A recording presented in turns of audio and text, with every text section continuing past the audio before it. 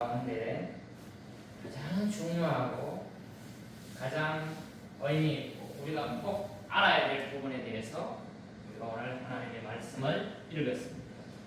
이 유월절을 예수님께서는 어떻게 했다고 했습니까? 유월절 음식을 제자들과 함께 먹기를 바라고 바랬다고 했습니다. 예수님의 공생의 3년 사역에 지금 막바지인데 이제 금요일 저녁이면 토요일 날 금요일 날 나가서 십자가에 막혀서 돌아가시는 거예요. 그 주님이 돌아가시기 전에 당신이 애지중지 키운 온 인류의 역사 가운데 누구를 키웠습니까? 제자 12명을 키웠어요. 근데 여러분이 인식할지 모르겠지만 나중에 보면 몇 절인가 보면 오늘 제자들이라 안 부르고 사도들이래. 사도. 교회를 오래 다니신 분. 사도하고 제자가 무슨 차이가 있습니까? 사도 바울 부르잖아요. 사도. 사도하고 제자가 무슨 차이가 있습니까? 쉽게 설명하면 제자들이라야 사도가 될 수 있어요. 제자라고 다 사도는 아니에요. 오늘날 제가 어떤 분이 좋은 집회가 있다 그래가지고 저 설곡산이라고 경기도 가평에 가면 아주 조용한 그곳에 수련회비가 엄청나게 비싼데 그때는 제가 전도사라 가지고 돈이 없어요. 차비도 없고 이게 달랑달랑 달리는데 거기 등록을 다 해주고 거기 왔는데 미국에서 어떤 분이 오셨는데 통역을 대구 순복음교회 무슨 목사님 아주 유명한데 그분이 통역을 하더라고요. 통역을 하다가 목사님 담임 목사 면접이 있다고 통역을 못하고 내려가셨던 그런 경우까지. 어쨌거나 거기에 미국 강사가 이 신유의 은사가 있어요. 근데 그분을 지칭해서 사도라고 해요. 사도. 지금 같으면 제가 벌떡 일어나서 잘못했다 그랬더니 지금 사도가 어디 있냐? 우리 중에 목사가 내가 사도다 그러면 이 가짜예요. 나는 예수님의 제자입니다 이러면 그건 맞지만 오늘날 사도는 없어요. 그 예수님의 제자 중에 특별히 하나님께서 예수님께서 대사로 우리나라에 미국 대사 보내잖아요. 중국 대사 보내잖아요. 대통령이 보내는 대사, 예수님이 보낸 대사, 그것이 사도예요. 예수님의 진짜 제자는 예수님의 행적을 다 보아온 사람들이 예수님의 제자입니다. 그래서 오늘 사탄이 그 마음속에 들어가가지고 예수님을 팔았던 가룟 유다를 대신해서 제비를 뽑아서 마띠아라는 사람을 뽑는데 그 사람의 조건은 예수님의 행적을 처음부터 보고 따라다니면서 다 봤던 사람, 예수님의 이적도 보고 주무시는 것도 같이 보고 이걸 다 봤던 사람 중에 한 사람을 뽑아가지고 제자 중에 한 사람 올리는데 그 사람은 사도의 반열에 오르는 거예요. 그래서 사도 바울이라는 사람 사도 바울 그러잖아요. 사도 바울은 예수님의 제자들처럼 함께 다니지 않았어. 그러니까 네가 무슨 사도냐? 이 부분에 대한 건의에 늘상 도전을 받았어요. 나중에는 인정을 받았지만 그래서 사도 바울은 내가 왜 사도인지에 대해서 엄청난 변론을 쏟아내고 일평생을 그렇게 살았어요. 그래서 우리는 또 그 시대의 제자들은 바울이 사도임에 틀림이 없다라고 모두 다 인정을 해준 겁니다. 오늘 하나님의 말씀이 인용되는 것이 우리 교회에서, 교회라 하면 천주교회, 동방정교회, 이 개신교회, 이 교회, 이 교회에서 예수님께서 친히 제정한 그것인데 두 가지가 있는데 그것이 하나는 성찬식이고 또 하나는 세례식이라고 했잖아요. 근데 우리는 성찬식이라고 그러는데 엄밀한 경우에서는 주님의 만찬입니다. 만찬. 만찬은 뭐 하는 거예요? 초상집입니까? 막 울고 물론 결혼할 때 딸이 울기도 하잖아요. 엄마도 울기도 하잖아요. 아버지도 울기도 하잖아요. 거꾸로는 여러 가지가 있지만 감동이 온 거예요. 기쁨이 온 거예요. 슬퍼서 우는 게 아니란 말이에요. 그러면 이 성찬식은 우리가 잘못하면 이게 지금 성찬식 그럼 자꾸만 울고 또 성찬식에 막 제가 포도주를 많이 주니까 인심이 구하려고 준 게 아니에요. 떡도 많이 갖다 놓으니까 성찬식이 식사예요. 식사 이상이 아닙니다. 식사는 식사인데 거룩한 식사예요. 그래서 목사가 하는 일 중에 중요한 것들이 있는데 목사는 이렇게 말씀을 가르치는 것이 중요합니다. 말씀을 가르치는 게 너무너무 중요해요. 말씀을 가르치는데 가르치는 것만큼 살지 않으면 이게 싹군이 되는 겁니다. 아주 심각한 문제 속에 있는 겁니다. 감히 말씀을 드리지만 목사들이 설교한 것만큼 살아났다면 목사가 거룩했을 것이고 교회가 거룩하고 나라가 이 모양은 아니라는 거예요. 말씀을 전한 것만큼 살아내지 못했기 때문에 그 속에 거룩이 없고 능력이 없으니까 교회가 손가락질 당하고 교회를 함부로 해도 되고 이런 일이 벌어지는 거예요. 목사가 하는 일 중에 중요한 것은 가르치는 일입니다. 가르치는 것보다 더 중요한 것은 가르친 것대로 살아내는 거예요. 그런데 오늘 주님께서 제자들과 함께 그렇게 바랬던 이 성찬식은 당신의 사역을 눈으로 보여주는 거예요. 우린 지금까지 목사가 주로 하는 일이 뭐예요? 귀로 듣잖아요. 귀로.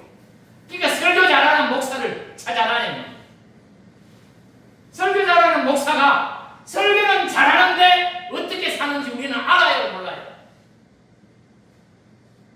설교 잘하는 목사가 어떻게 사는지 그 교회 교인들이 다 안다면 한국 교회는 변화가 될 것이고 능력이 있을 것이고 나라가 이 모양 이 꼴은 안 될 거란 말이에요. 목사가 설교하는 만큼 살아내지는 못합니다. 여기서 있는 저도 예외 아닙니다. 그러니 목사가 중요한 위치에 있는 겁니다. 그러면 좋은 교회의 기준을 제가 한번 말씀드릴게요. 좋은 교회는 말씀이 좋게 선포돼야 됩니다. 능력의 말씀, 진리의 말씀, 거룩한 말씀이 잘 선포돼야 돼요. 누구 편에서? 성도 편에서가 아닙니다. 하나님 편에서. 오늘날 어쩌면 설교 잘하는 사람들이 성도들의 마음을 감성 있게 하고 이렇게 할지는 모르겠지만 하나님 편에서 전하는 말씀이 오늘날 있어야 된다. 그래서 말씀 앞에 부들부들 뚫어야 됩니다. 말씀 앞에 치유되고 위로받고 기쁨이 있고 행복도 있어야 되지만 혼과 영과 관절 골수를 찔러 쪼개는 하나님의 말씀이 있어서 말씀 앞에 두려움도 있어야 되는 것은 사실입니다. 목사가 해야 되는 일은 잘 가르치는 것이고 보여지는 건데 오늘 하나님의 말씀은 우리에게 보여줍니다. 시각적으로 보여줍니다.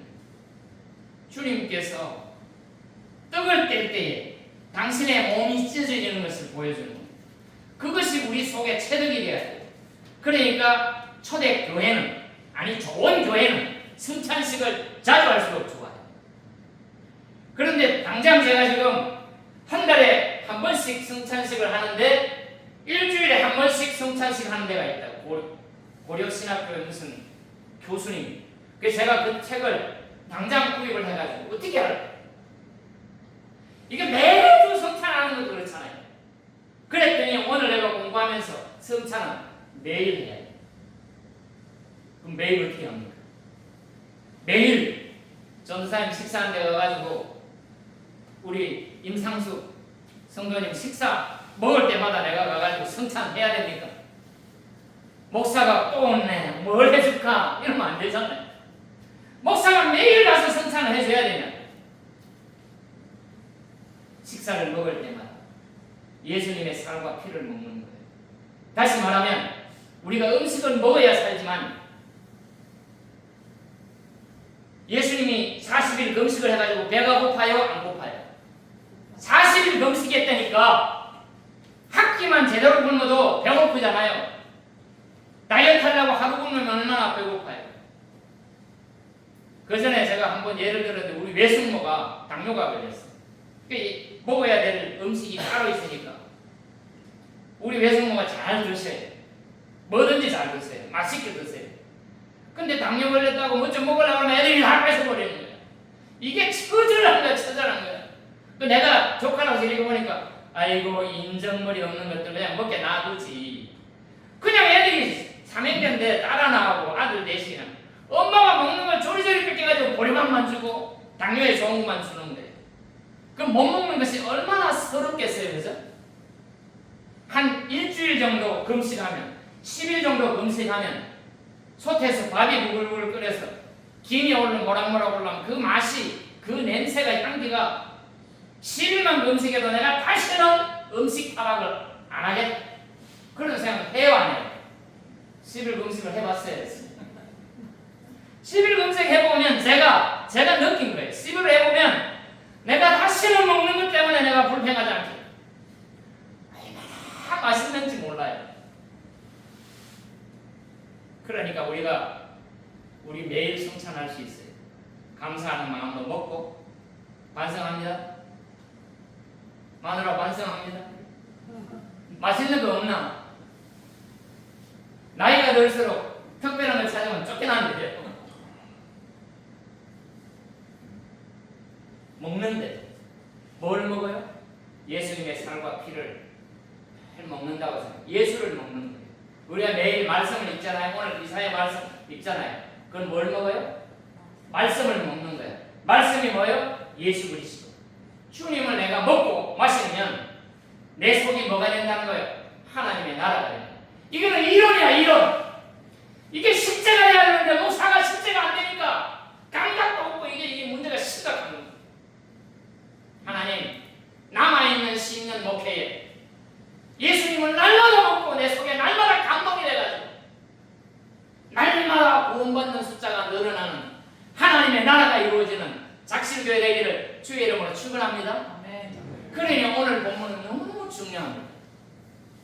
남아있는 저의 목회 가운데 성찬도 잘하지만 정확한 표현은 주님께서 베푸신 만찬이 작실교회에서 넘쳐나기를 주의 이름으로 축원합니다. 때를 따라서는 소도 잡고 염소도 잡고 풍성한 잔치가 교회에서는 있어야 돼요. 그러나 먹고 마시는 것에 치우치는 것이 아니라 그것을 먹을 때마다 주님의 살과 피를 기념하고 주님이 내 속에서 살아 역사하는 그런 일이 우리 속에 있어야 돼요. 그 다음에 성찬식에서는 뭘 가르치고 있습니까? 지금 당신의 스승이 마음이 분민 속에 있어요? 만족하고 기쁨 속에 있어요? 제자들이라고 골라놨는데 하나는 돈 받고 자기 팔라고 하나는 수제자 베드로라는 것은 정말 나서는 건 정말 잘 나서 뭐 예수님 말만 들으면 탁 나서가지고 예수님한테 기쁨 말하고 세상 사람들이 나를 누구라 하는데 엘리야 세례요한 그런데 너희들은 나를 누구래? 제일 먼저 나가지고 주님은 그리스도시요 살아계신 하나님의 아들입니다. 이렇게 말만 하면 이게 옳은 말 하는 거예요. 그런데 나중에 예수님 잡혀갈 때 보니까는 어떤 여자가 저 예수님하고 같이 있었는데 아니에요. 아니 어떤 남자가 또 와가지고 같이 있은 거 맞잖아. 아니라니까. 그렇게 나약한 그 제자들 그런 제자들을 두고 십자가에서 못 박혀서 돌아가실 생각을 하니까 기분이 좋아? 만족이 있어? 걱정스러워. 시집 보내는 딸을 시집 보낼 때 엄마 마음이 편안해요? 걱정스러워요? 시집 보낸 사람 한번 생각해 보세요. 시집 보내니까 평안하던가요? 저기 가서 밥이나 제대로 끓여 먹을까? 걱정스러워요. 시집 보내는 친정 엄마의 마음보다 100배, 1000배 더 그 마음속에 기쁨을 가지고 지금 이 장면이 있는 겁니다. 오늘 하나님의 말씀. 그러니 오늘 이 말씀은 우리는 두고두고 마음에 새겼어요. 그 그림이 우리 속에 잘 그려지고 감동이 되고 하나님께서 우리에게 주시는 용서가 우리 속에 있어야 되는데 우리 용서 잘 해요, 잘 못해요? 용서 잘 못하지요. 한번 해볼까요, 연습? 옆 사람 한번 보세요. 옆 사람 한번 봐. 한번 한 사람 딱 잡고 내가 잘못했다 해보세요. 내가 잘못해? 내가 잘못해? 이 애들은요, 부모만 잘못한 줄 알아. 저거는 잘못한 거 생각하지 않아. 정말 눈물이 나. 저것들은 언론이 안 되냐? 저것들은 나이 안 먹냐? 저것들은 친애를 안 하냐고 말이야. 저거 애들은 그렇게 중요하면서 저 아버지는 저도 예외 아니에요. 이게 지금 병드는 세상입니다.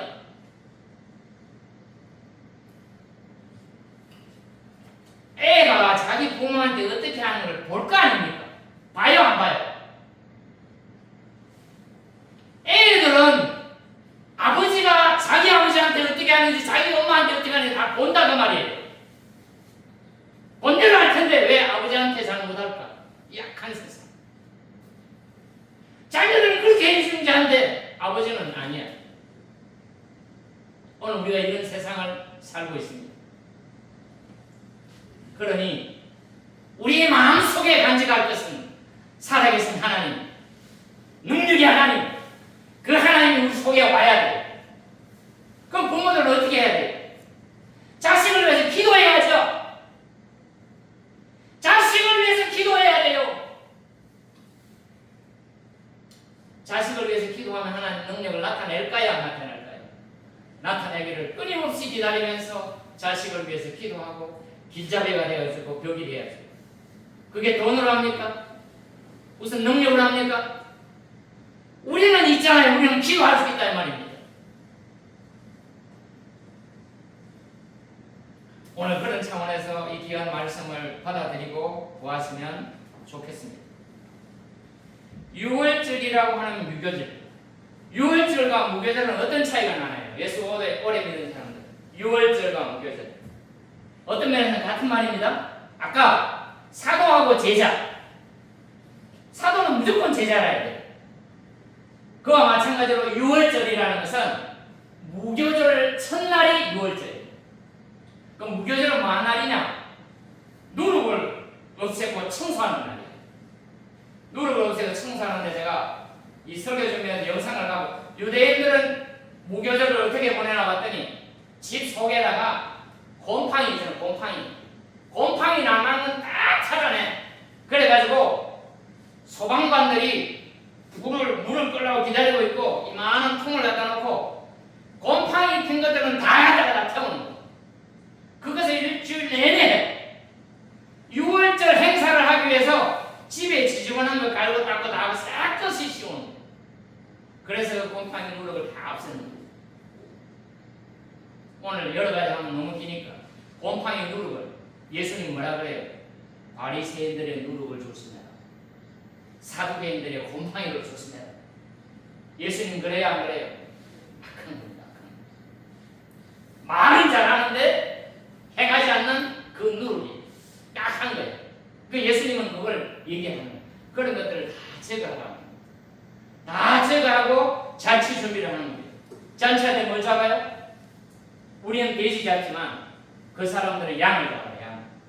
양을 잡아가지고 양을 한 집에서 다 못 먹으면 두 집이 어불러가지고 잡아요. 식구가 둘인데 양 한 마리 잡으면 되겠어요? 안 되겠어요?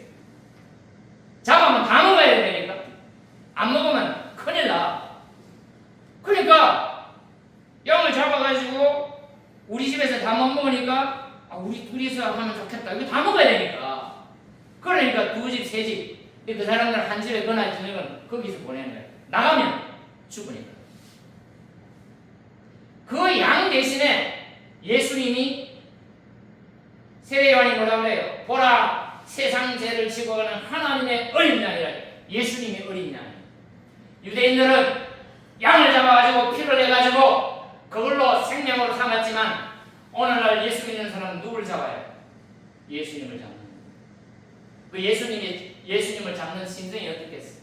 유대인들은 무교절이라고 막 곰팡이 있는 거에 구석구석 감아가지고 심지어는 이제 아빠가 요즘은 어떤 일을 하냐면 곰팡이 핀 빵을 갖다가 숨겨놔. 일부러 숨겨놔. 그래놓고 그 찾기를 하는 거예요. 그러면서 유월절 음식에 대해서 가르치는데, 네 가지를 가르치는데, 이 양은 왜 잡아요?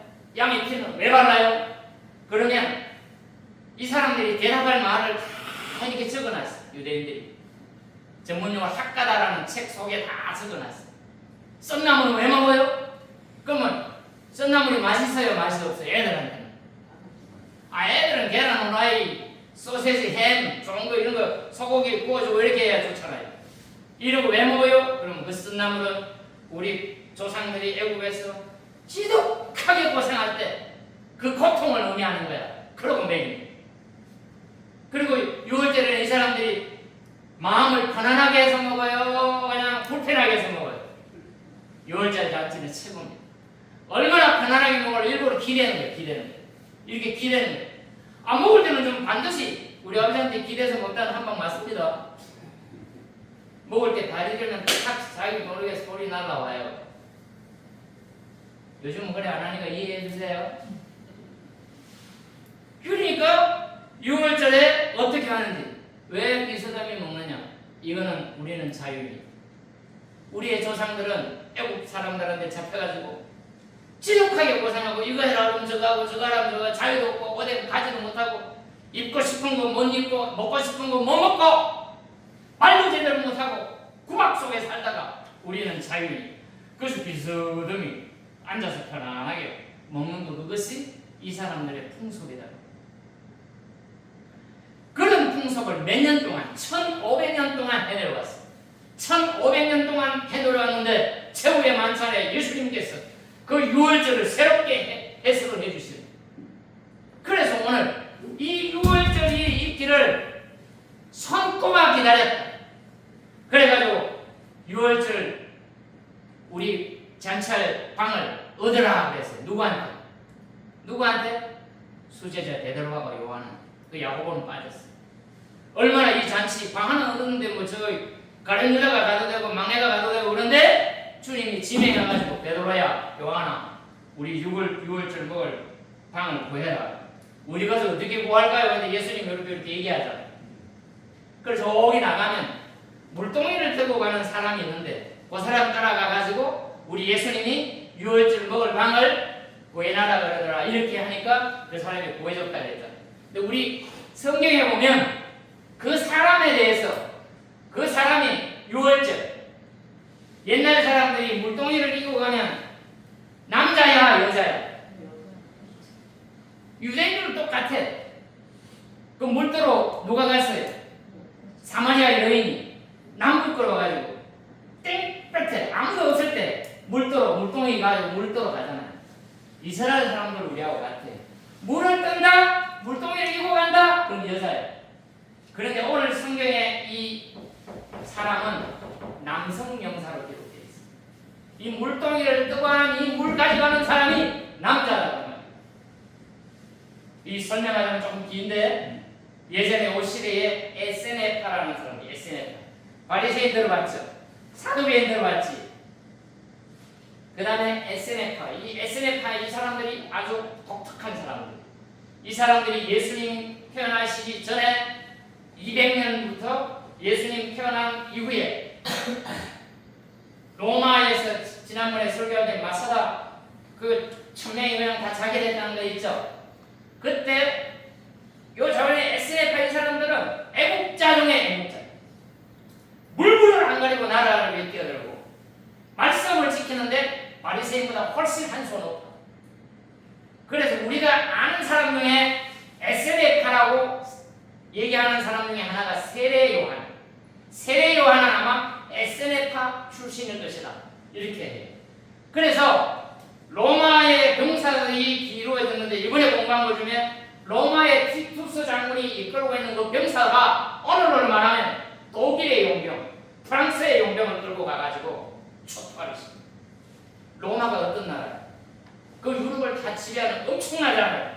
근데 그 티투스 장군이 끌고 간 용병들이 독일 용병, 프랑스 용병 이 사람들 끌고 갔어요. 끌고 가지고 거기 다 함락시키고 그 다음에는 흩어져 있는 주로 광야 같은 데 가가지고 이렇게 모여서 공동체로 살아가는 게 까다로워. 제일 작은 단위는 10명. 그 인원들이 SNF의 인원들이 학자들의 차이가 있는데, 학자들에 따라 차이가 있는데, 제가 공부한 바로는 예수님 당시의 SNF의 그 인원이 한 4,000명 정도 돼요. 4,000명. 그 중에 대부분은 우리가 아는, 신학하시는 분 아는 쿰란 동굴 했던 데 있죠. 그 쿰란 동굴 속에 예루살렘 성전을 초토화시킨 티투스 장군의 그 군인들이 이제 남은 것들은 저쪽이라 그래가지고 SNF가 그걸 몰살을 시킨 거예요. 그때 그 SNF 사람들은 그 SNF에 들어가서 멤버가 되려면 2년 동안 관찰을 해요. 나 SNF에 가입하고 싶어요. 그러면 2년 동안 관찰. 그 2년 동안 관찰해가지고 시험 보고 면접 봐가지고 합격하면 들어가서 거기서 또 혹독한 연습을 합니다. 그 다음에 SNF에 들어가는 사람들은 장가를 합니다. 처도 없고 자식도 없어. 오로지 하나님의 말씀에만 집중을 합니다. 그 다음에 늘 몸을 정결하게 해요. 하나님의 말씀에 중심을 차리고 하나님의 말씀을 보고. 그래서 이 정결 의식을 하기 위해서 물동이에 물을 뜨다가 뭘 합니까? 몸을 씻는 작업을 하는 거예요. 몸을 씻는.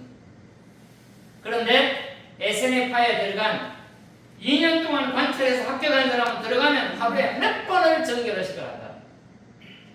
그 다음에 재산. 자기가 가지고 있는 모든 재산은 SNF 거기다가 다 집중해서 주고. 그럼 SNF에 있는 우두머리들 한 12명이 거기를 어떻게 꾸려갈 건지 이렇게 하는데 거기를 초토화시켜버리니까 이 사람들이 주로 하는 것은 하나님의 말씀을 필사하는 거예요. 그때는 뭐 인쇄술이 발달 안 돼 있으니까 필사하고 하나님 말씀 보고 하나님 말씀 쓰다가 여호와만 나오면 그거 함부로 못 쓰고 닦고 목욕하고 또 쓰고 이런 사람들. 그런 사람들을 초토화시키니까 이 사람들이 어떻게 했어요?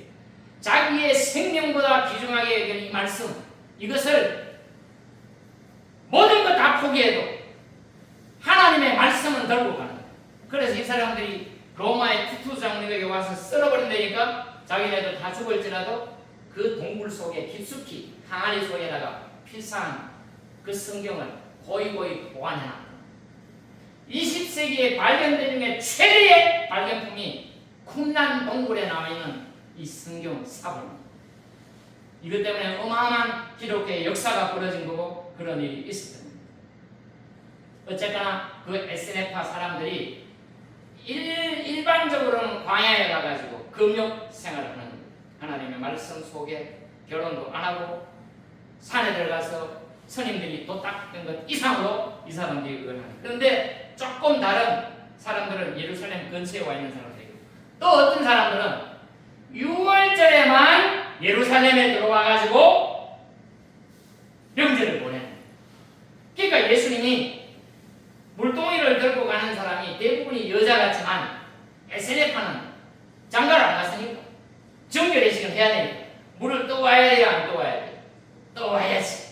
그러니까 예수님이 그걸 알고 그 SNF 중에 한 사람을 지목했다가 그 사람을 따라가면 우리가 잔치할 그 장소를 얘기할 것이다. 그렇게 해서 나왔다. 그것이 저 삼일교회 송태근 목사라는 분이 그 내용을 집어넣은 거예요. 제가 일주일 동안 시간만 주면 이 본문에 관련된 설교는 다 봐요. 책도 볼 수 있으면 다 봐요. 요즘 조금 덜 졸아. 공부 출신이 아니라 책만 보면 좋은데 어때요? 마누라, 제가 요즘 많이 자요, 책 봐요. 이거 그냥 부러지게 봅니다. 이것도 보고 저것도 보고. 그래서 우리 교회는 제가 있는 동안에 성찬, 주의 만찬, 성찬이 아니라 정확하게 하면 주의 만찬, 이걸 어떻게 우리 교회에 잘 정착하겠습니까? 또 성찬이야. 이거 말고 성찬식을 기다리는, 성찬을 하다가 질병이 떠나가고 하나님의 성령이 임하고 주의 능력이 임하는 그런 역사가 일어나는 그런 성찬을 우리가 한번 해보고 싶습니다. 그 속에서 일어나는 용서, 그 속에서 일어나는 회복, 그 속에서 일어나는 하나님의 은혜와 능력이 우리 속에 쏟아지기를 원합니다. 그런 다음에 일어나는 것이 성경의 주제가 뭐라 그랬어요? 신구약 성경의 주제를 한 가지로 얘기한다면 하나님의 나라, 하나님의 나라. 하나님의 나라가 뭔지. 교회 예배 드릴 때는 뭐가 같은데 교회 예배만 맞추고 나가면 이게 뭐 세상 사람하고 똑같은. 그래서 하나님의 나라가 우리 속에 있었어요. 하나님의 나라가 오면 뭡니까? 기쁘고 자유하고 자신있고 남을 돌봐주고 용서하고 이런 역사가 우리 속에 있어야 되는데 이게 없잖아요. 그것이 목회 현장에서 있어야 되는데 오늘 그것을 위해서 누가복음 22장은 우리에게 너무너무 중요합니다. 6월절이라고 하는 무교절이 다가왔다. 6월절은 무교절의 첫날이다. 무교절은 며칠간? 15일간. 15일간 무교절을 하는 거예요. 그 첫날이 6월절입니다. 그런데 이 사회 분위기가 어떻게 되냐면 예수님한테 모든 세상의 예루살렘의 민심이, 수도의 민심이 예수님한테 자꾸 가는 거예요.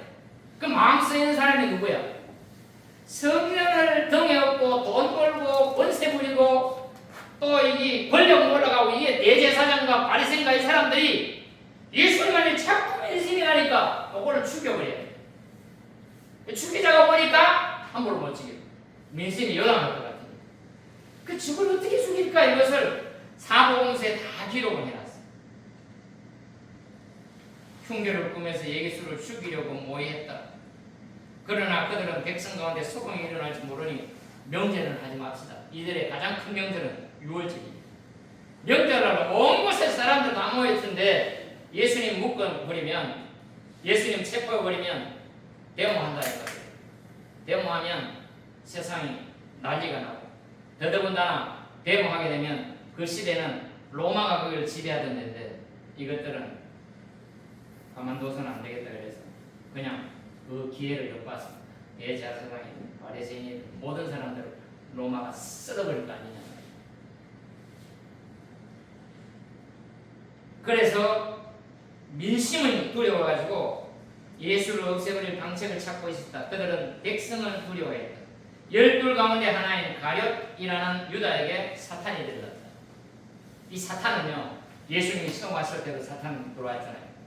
예수님이 헤롯이 예수를 죽이려고 해요. 권력. 그 다음에 사탄이 어떻게 합니까? 예수님 광야로 가서 시험하잖아요. 먹을 것으로 시험하고 권세로 시험하고 예수님의 사역에 계속해서 사탄이 시험하는 거예요. 그런데 문제는 이 사탄의 시험 속에 빠져들어간 사람이 예수의 제자라는 거예요. 요즘만 하면 목사가 지금 사탄 노릇을 하는 거예요. 꼬여가지고 장로가, 집사가, 교인이. 그러면 되겠어요, 안 되겠어요? 살펴보세요. 예수 믿는 사람 중에 사탄의 꼬임, 돈 때문에, 이 돈 때문에. 그래서 진짜도 아니야. 돈 30년 받아가지고 후회해가지고 나중에 돈 받은 사람한테 나 집어 던져버리잖아요. 그렇죠? 교회를 멀쩡하게 다니는 거지만 사탄 노릇을 하는 사람이 있다 없다? 따라합시다. 나는 그런 사람이 안 돼야 되는데. 안 돼야 돼. 조심하세요. 교회에 그런 사람 진짜 많아요. 누구한테 속아가지고? 사탄한테 속아가지고. 가룟 유다가 가만히 보니까 그래도 핵심 중에 하나야. 어쨌거나 돈깨를 맡았으니까 회개를 한다고. 회개. 이재명 정부의 재무부 장관이 중요해요, 안 중요해요? 경제기획부 장관이 중요해요, 안 중요해요? 하는 총재가 중요해요, 안 중요해요? 그걸 잘 잡아야 내가 권력을 사용할 수 있다 이 말입니다. 그러니 예수님 사역에 회개를 맡았으니 그 사람 중요해요, 안 중요해요? 그런데 자기 마음하고 다른 거예요. 예수님이 생각하는 하나님의 나라하고 가룟 유다가 생각하는 하나님의 나라가 다른 거예요. 내가 만드는 교회, 내가 만드는 천국에 대해서는 안 되는 거예요. 목사가 만드는 교회, 목사가 만드는 천국에 대해서는 안 되는 거예요. 예수님이 만드는 교회, 예수님이 만드는 천국이 돼야 되는데 내가 만드는 것들은 문제가 있어요. 목사가 함부로 교회를 차지하지 않도록 여러분이 불꽃 같은 눈동자로 늘 체크하기를 바랍니다. 그럼에도 불구하고 사탄에 속아서 그 역할을 하지 마시기 바랍니다. 장로가 되면 거짓거리 하는 사람이 너무너무 많아. 장로가 되려고 그냥 제일 투표를 했을 거는 주로 뭘 하는지 알아요? 주차 봉사. 딱 제일 입구에 와가지고 모든 교인이 나와가지고 인사. 이명박 대통령 보고 있거든요. 그런데 이게 그때는 너무너무 겸손하고 잘하는데 장로가 딱 되면 그때부터는 목사를 치고 흔들고 교회의 재정을 치고 흔들고 그게 물질에 속아가지고 사탄 노릇을 한다고 합니다. 그런 사람이 되지 않기를 주의 이름으로 축원합니다.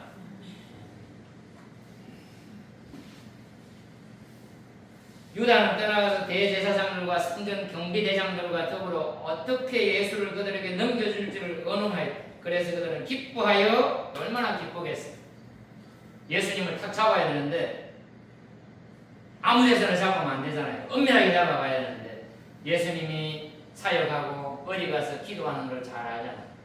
밤에 거기 가서 딱 잡으면 그때는 사람들이 모르잖아요.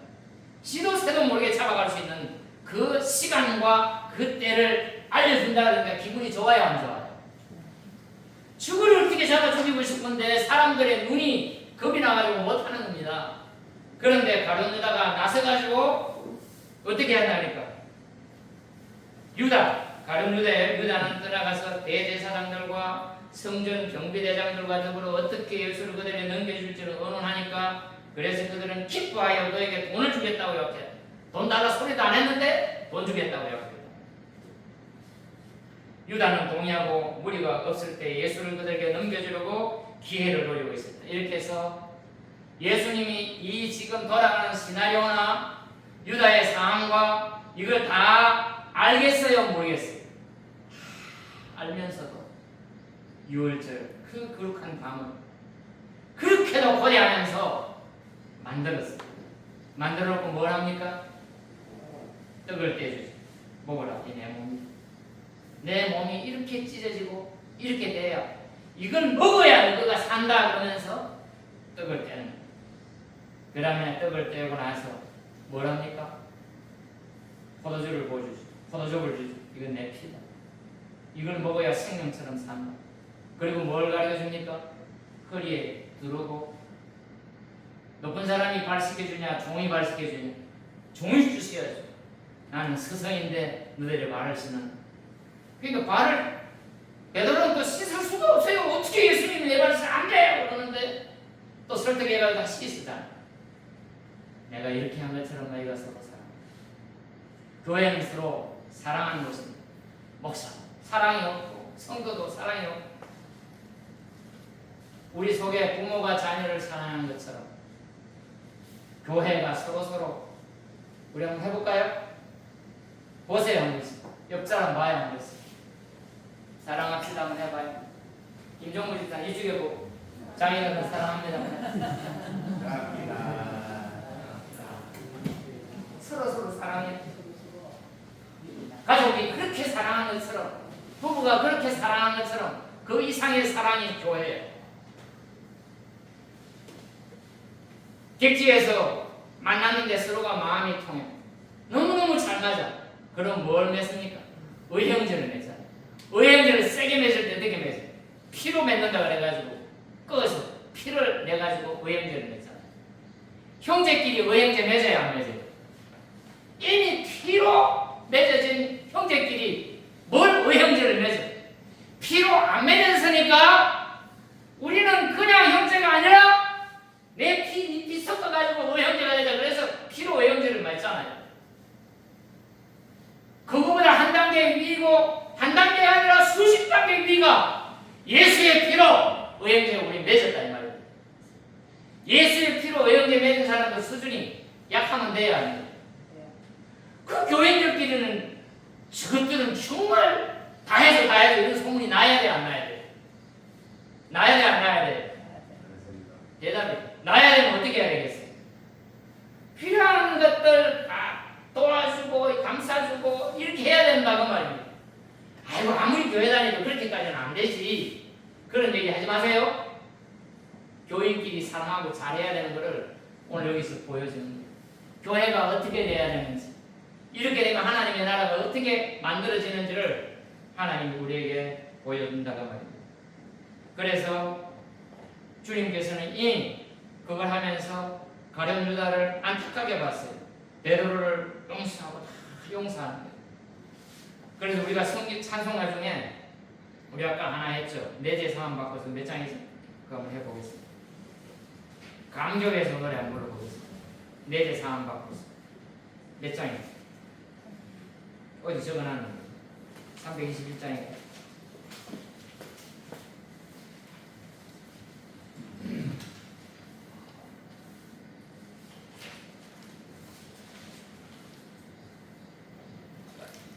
찬송하고 기도로 마치도록 하겠습니다. 빨리 찾아보세요. 내 죄 사함 받고서 몇 장이에요?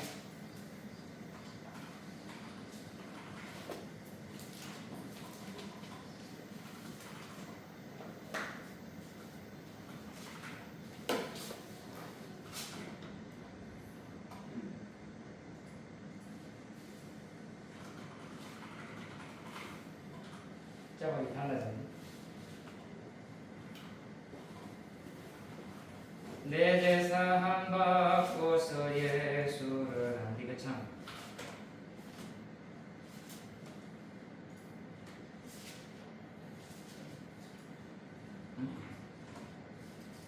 내가 추구했던 거지. 추구 421장. 그걸 하나 찾아준 사람이 없어요. 421장. 감격하는 마음으로 찬양하고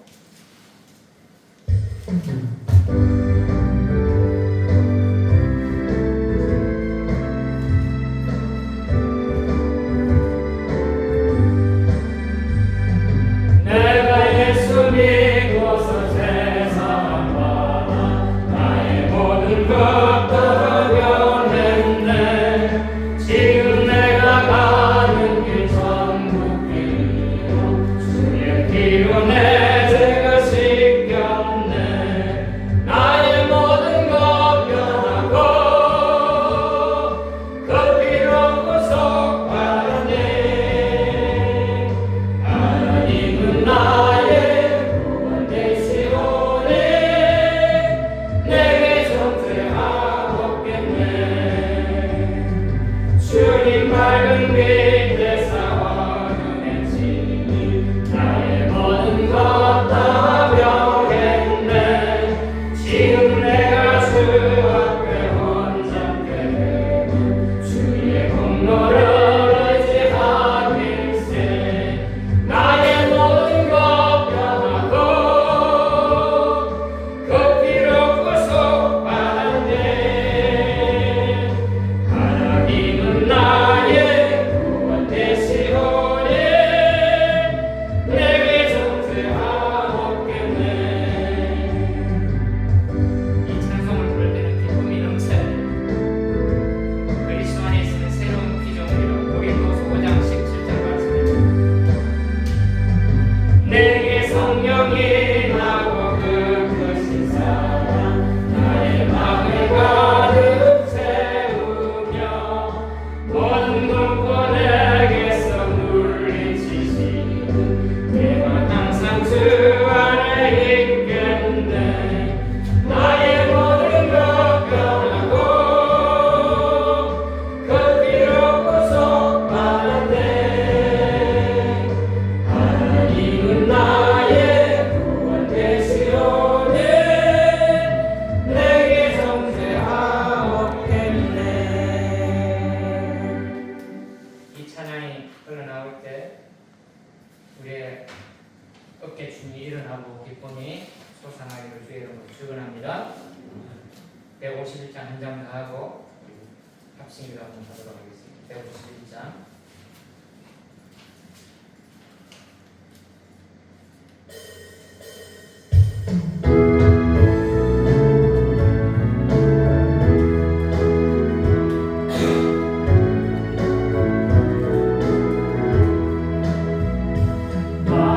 마왕의 왕 내 주께서 내